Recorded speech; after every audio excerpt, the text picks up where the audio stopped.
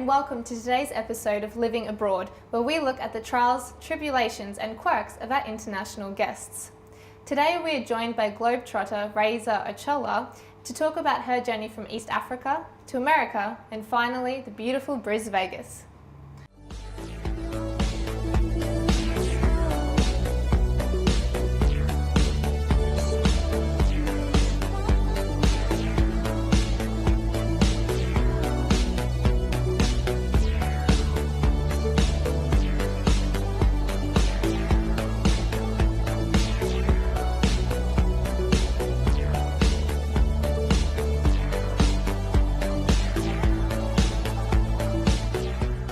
Hi guys, my name is Raisa Aokochola. I was originally born in Nairobi, which is the capital city of Kenya.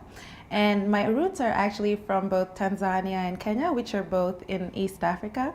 And I lived there for 18 years. When I turned 18, I moved to America for uni and lived there for 3+ years. And then I moved to Australia just last year.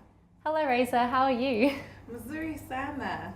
Oh wow, that's beautiful. What does that mean? That is Swahili for I'm doing very well. So I just thought I might throw in a little bit of my language in there. Well, look, I'm dying to hear about your travels. So tell me about America. Why did you go over there? How long were you there for? Okay, thing is, I've always been so curious about America ever since I was a kid. So it was part of my bucket list to go there. So as soon as I was done with high school, it was like the perfect time.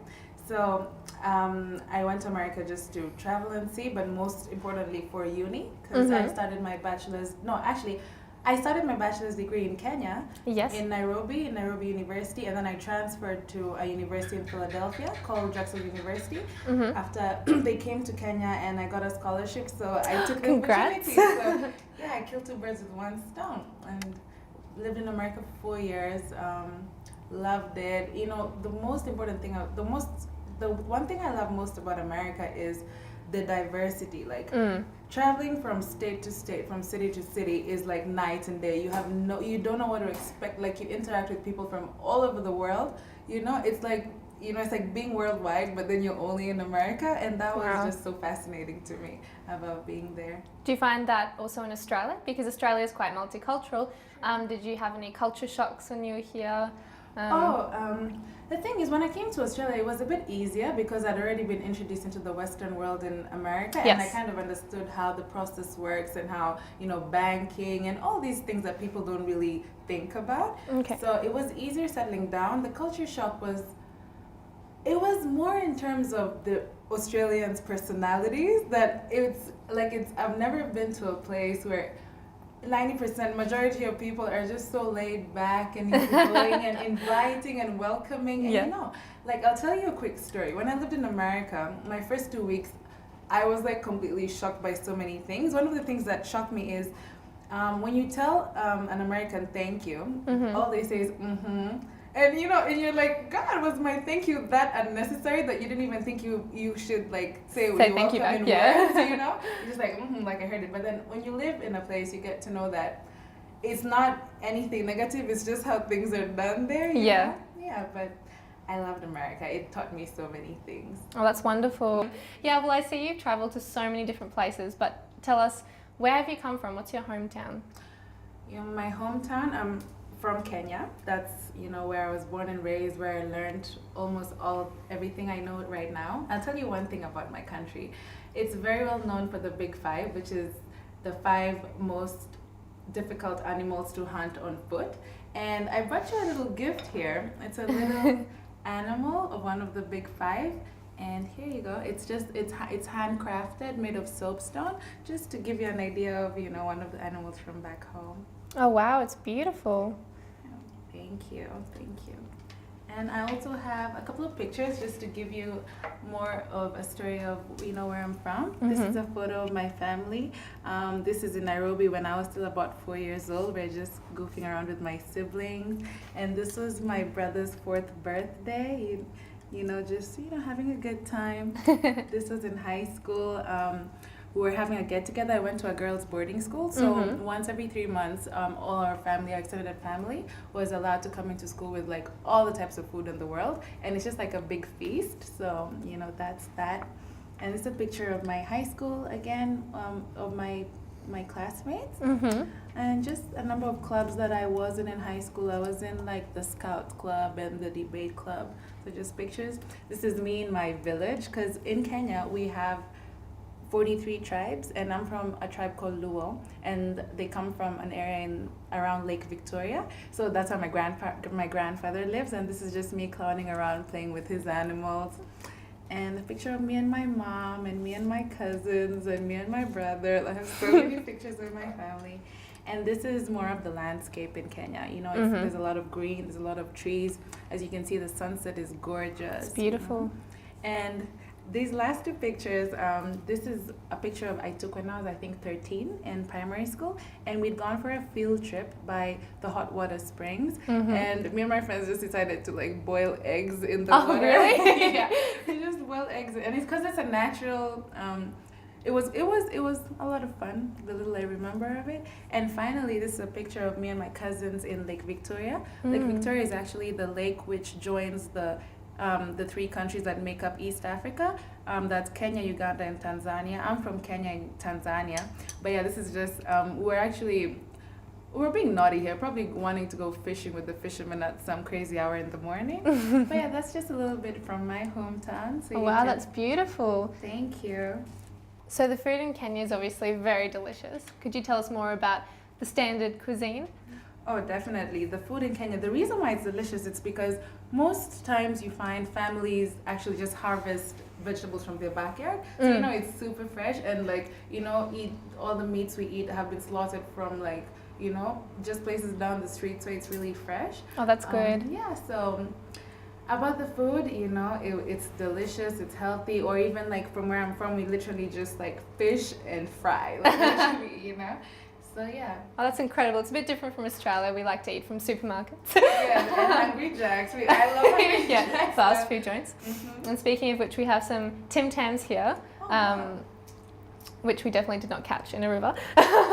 But we have a special way of eating it. So maybe we should go through that process. Sounds exciting. Yeah. Let's do that. All right, let's do it. Okay, so if you take a Tim Tam and bite the top corner off. Okay, we do it together. Okay. And diagonally bite the other corner off. Okay. Now there should be a gap that we can suck our tea through. Okay. Whenever we use it like a straw. Okay, this is interesting. Okay. So I just drop it in, or? You drop the end in, and then you try to suck it through. So. What's happening? And when it falls apart, you eat the whole Tim Tam. So Raisa, you obviously haven't tried Tim Tams in that way before. Do you have any weird food things that you do? In Kenya, well, sort of. You see how when I came to Australia, I noticed Australians have their avocado with salt. But Yes. in back home, like we're so used to having sugar, and we make it into this sort of Sugar. yeah, like avocado and sugar, and you make it into like a margarine and like apply it on your bread, like Nutella basically. Oh, wow. And it's so delicious, but every time I tell my Australian friends, they think I'm so strange. That does sound strange to me. They tried it and they loved it, so. That's insane. Yeah. And what about your family during all this traveling? Have you been in touch with them, or is it hard being away from your family for so long? I'm gonna say I'm lucky because my family, like all of them are all about traveling. So they were fully supportive of my decisions to travel. They're a bit nervous because I'm the last born of like 7 kids. Wow. So they're a bit nervous, but you know, they did it, so they had faith that I could do it, and it was also an opportunity for them to like be able to go to America to see, because now I was the reason. And yeah, they've been really good. I have family all over. I had some family in America. I actually have my 2 siblings in Australia. Oh. That's the reason why I came last year, to join them and like my sister's been here 13 years. She's fully settled down. She's married to an Australian. She has the most beautiful daughter, who's my niece, and my brother's been here for like 8 years as well. He's like engaged to an Australian, so they're fully incorporated into the Australian society. So it was more reason for me to come here, apart from, of course, reaching for my goals and going to uni and starting my business. But family was definitely top of the list of why I came here. Wow, that's great. And so you feel really at home here in Australia? Yeah, I do. Like, settling down was easy. Of course, it's the usual, what's the word? The usual trying to get to places that you've never been. Those are all struggles that you'll find everywhere, even though you go somewhere on vacation, But in terms of actually settling down into the Australian society, it was not difficult. Oh, good. The people are so nice, and like, even the weather, for me, weather affects my mood, And Yes. the weather is so beautiful here. It's like warm as compared to the America extremes where we used to get snowed in for like 4 days. And, life is just completely comes to a halt, Yeah. But it's been nice here. Yeah, Oh, I love it. That's so good. And the language differences, did you find any difficulties settling in terms of language, understanding people, different slang that people use? Yeah. Sure. Like, the thing is, English was actually my first language back in Kenya, so it was not hard, like even moving to America, it wasn't hard, like the language part, but of course, the little slangs people use, like when it comes to food, like Philly cheesesteaks, like I would never know that a cheesesteak is actually just like a super huge sandwich, Yeah. based on living in Kenya. But when you live in the society of wherever you are, you learn different things like thongs, for example. Australians use thongs a lot, and for the first couple of weeks, I was like, why are these people so comfortable with just talking about thongs? Because if you like, you know what thongs are. Yes. Like, Not the women's wear. Yeah. So it just takes a while. It took, I learned something new every week at least, a new Aussie slang. But, when it comes to my studies, I did not have a problem with like the English aspect, but I just want to know like, the local language more, and like so that I could fit in and, better. Yeah. Right, well, we're going to test your knowledge on that and play a bit of a slang trivia game. Oh my so I hope you're ready for it. I hope the Australian friends I've made so far will have done will help me out. All right, we'll give it a go. Okay, let's do it. So are you ready to play? Yes, let's do this. All right, so the first one, ankle biter. What does it mean? Ankle biters, I would say something like a child of sorts. Yeah. Yeah, we like to call annoying children ankle biters, like toddlers. Oh yeah. Like literally like biting. They literally, yes, they do. Yeah. All right, next one. Budgie smugglers. Budgies. That's a bird. I actually have no idea what that is. I guess it's when men wear something similar to Speedos to go swimming in. Oh. Yeah. Interesting. That is definitely, I worked in hospitality since I've been in Australia, so I know what that is. That is bangers and mash. Yes, well done. And final one. Is that a seal? Or what is that? Some sort of, I don't know. This unique animal is only found in Australia. Oh, is it a platypus? Yeah. And it's venomous? No, it's not venomous. Oh, it's not? I thought It's it not, but they're very cute. So yeah, it's a platypus. Well done. Thank you. Yeah. You did really well at those trivia answers. Oh, thank you. Did you do your research? Well, I've hung out with Australians here and there, so I just tried to remember as much as I could. Yeah, you did really well. Thank you. So from the perspective of an international student and to other international students out there, what do you think would make settling into Australian life easier? Okay. For me, I was lucky because I had my sister, but I want to talk in terms of majority of students who come knowing absolutely nobody in the whole continent, or maybe one or two people, but they come on their own.